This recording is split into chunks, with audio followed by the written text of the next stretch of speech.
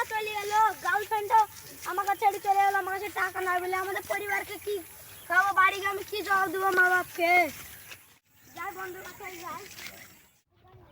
বন্ধু 1000 টাকা থাকলে দে। না রে বন্ধু, হবে না, এটা 20 টাকা হবে, নিবি? 20 টাকা কিছু হবে না রে। 20 টাকা হইলে লে, চা খাইস। আর চা খাওয়া হবে না, আমার বাড়িতে চাল কিনতে হবে, ডাল কিনতে হবে না। তাহলে হবে না রে বন্ধু। যে চাকরিটা ছিল তো চাকরিটা চলে গেল রে। থাকলে তো তোকে দিই, তুই বল। আমার গার্লফ্রেন্ড ছিল, গার্লফ্রেন্ডও চলে গেল রে। আরে বন্ধু, তোর কষ্ট দেখে তো আমার দুঃখ হয়েছে রে। শিব মন্দির কাছে যাই। শিব মন্দির কাছে যাই। বন্ধু 1000 টাকা হবে? না রে ভাই, তোর কি হয়েছে তাই এত ধার লিছিস? আমি একটা চাকরি করতে চাকরি টাকা থাকলে তো দে আমাকে।